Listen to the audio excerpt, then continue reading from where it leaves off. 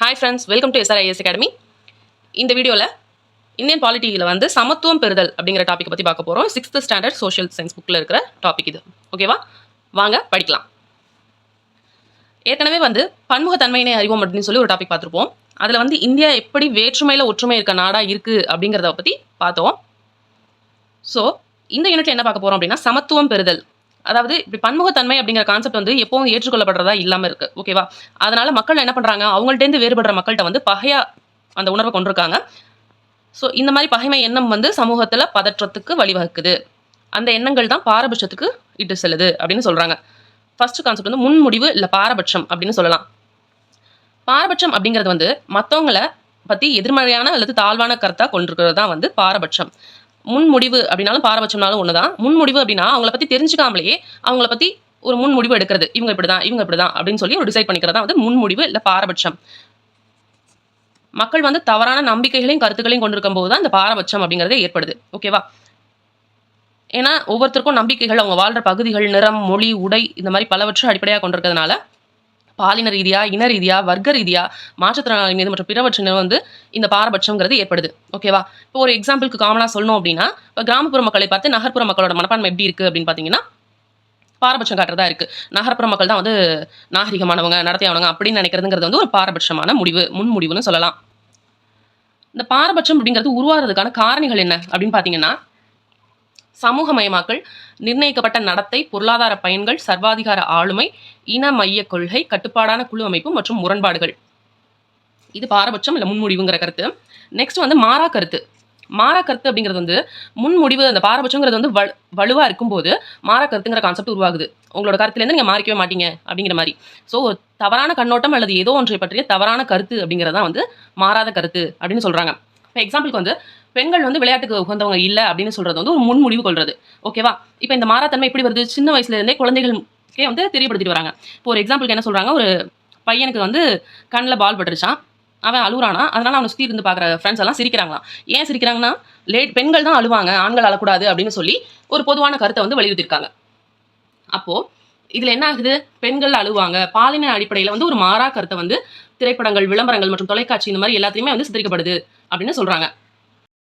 அதுக்கு எக்ஸாம்பிளுக்கு என்ன சொல்லியிருக்காங்கன்னா, பாத்திரம் கழுவுறதெல்லாம் வந்து பெண்கள் தான் இருக்காங்களா விளம்பரத்தில், துணி துவைக்கிறது, பாத்திரம் கழுவுறது, அது மாதிரி 2 வீலர்ஸ்லாம் வந்து ஜென்ஸ் தான் இருக்காங்களாம். இந்த மாதிரி பாலின அடிப்படையில் மாறா கருத்து இருக்குது அப்படின்னு சொல்கிறாங்க. ஓகேவா, ஆனால் இப்போ எல்லாமே பார்த்தீங்கன்னா நிறைய அட்வர்டைஸ்மெண்ட்டில் வந்து நிறைய முன்னேற்றங்கள் இருக்குன்னு நான் சொல்லுவேன்.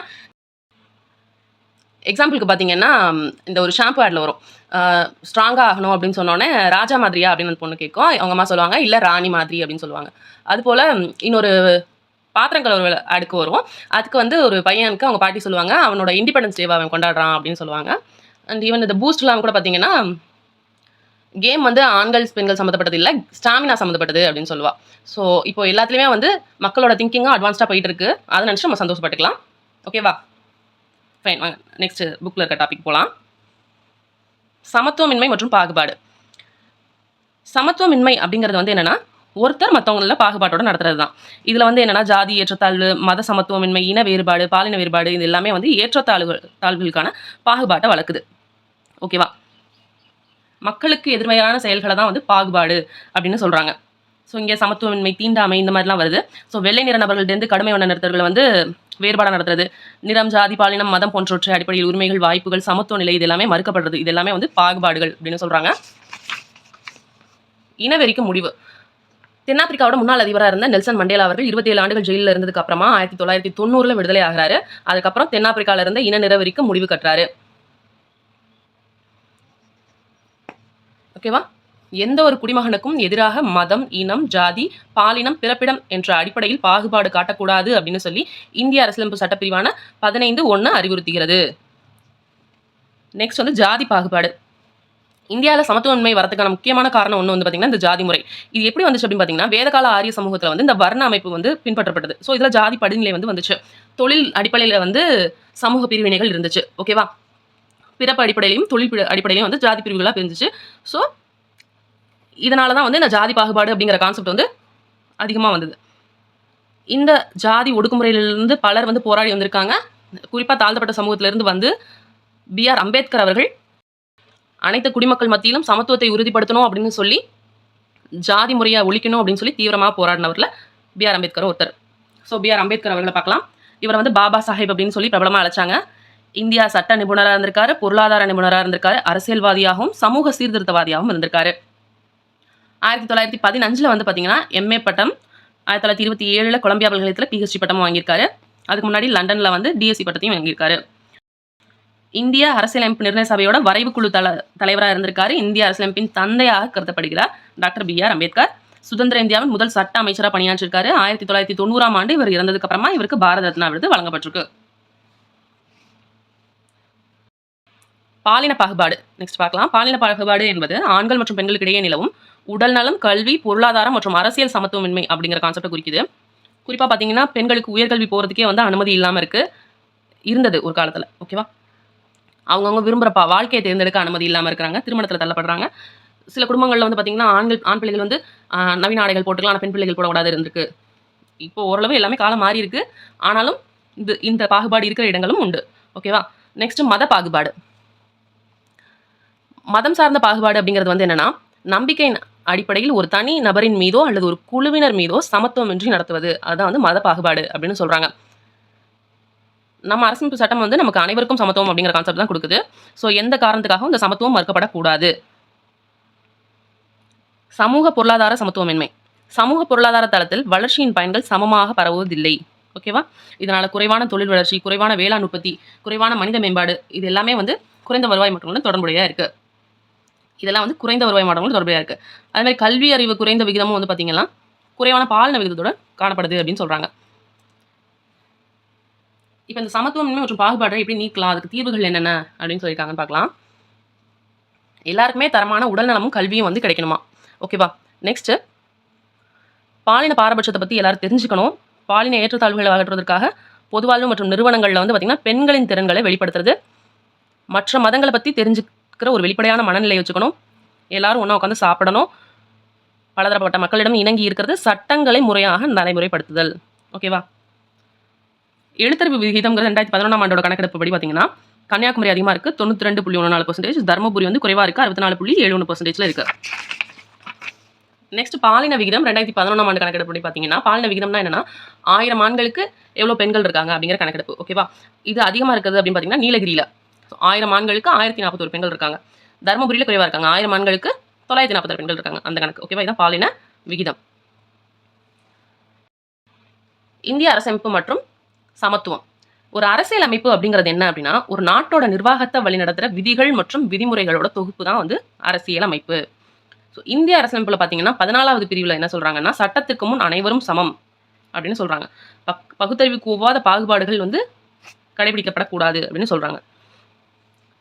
பன்முகத்தன்மைக்கு மதிப்பளிக்கிறதும் சுதந்திரத்தை உறுதிப்படுத்துறதும் தான் வந்து இந்த சமத்துவத்தை சமுதாயத்தில் உறுதி செய்யறதுக்கான முக்கிய காரணிகள். பன்முகத்தன்மைக்கு மதிப்பளிக்கணும், சுதந்திரத்தை உறுதிப்படுத்தணும். ஸோ ஒவ்வொருத்தரும் வந்து அவரவர் மதத்தை பின்பற்றலாம், அவருக்கான மொழியை பேசலாம், விழாக்களை கொண்டாடலாம், கருத்துக்களை சுதந்திரமாக வெளிப்படுத்தலாம். இதெல்லாம் வந்து இந்த சுதந்திரத்தில் அடங்குது. அரசியல் அமைப்பு அப்படிங்கிறது விதிகள் மற்றும் ஒழுங்குமுறைகளோட சட்ட வடிவமைப்பு. ஓகேவா, இதுபடி தான் ஒரு நாடு நிர்வகிக்கப்படுது. சமத்துவம் அப்படின்னா தீண்டாமைங்கிறது ஒரு குற்றமாக கருதப்பட வேண்டியது. ஸோ சட்டப்பிரிவு 17 படி பார்த்தீங்கன்னா இந்தியாவில் தீண்டாமை ஒழிக்கப்பட்டிருக்கு. எந்த வகையிலுமே தீண்டாமையை பின்பற்றுறது அப்படிங்கிறது தடை செய்யப்பட்ட விஷயமா இருக்கு. ஆனால் இன்றும் கூட பல்வேறு இடங்களில் பாகுபாடு காணப்படுது. பெண்கள், விவசாயிகள், பழங்குடியினர் மற்றும் தாழ்த்தப்பட்ட சமூகம் மீது இன்னும் இந்தியாவில் சமத்துவத்திற்காக போராடித்தான் வருகிறார்கள் அப்படின்னு சொல்றாங்க. ஒரு 4 சாதனையாளர்கள் பற்றி கொடுத்துருக்காங்க. Doctor APJ Abdul Kalam, Avul Pakir Jainulabdeen Abdul Kalam. இவர் வந்து ராமேஸ்வரத்தில் இருக்க இஸ்லாமிய குடும்பத்தில் பிறந்தவர். இந்தியாவோட 11வது குடியரசுத் தலைவராக பணியாற்றிருக்காரு. திருச்சி சென்ட் ஜோசப் காலேஜில் பட்டப்படிப்பும், ராமநாதபுரத்தில் பள்ளிப்படிப்பு, சென்னை தொழில்நுட்ப கல்லூரியில் விண்வெளி பொறியியல் படிப்புக்கும், பாதுகாப்பு ஆராய்ச்சி மற்றும் மேம்பாட்டு நிறுவனத்திலையும் சேர்ந்திருக்காரு.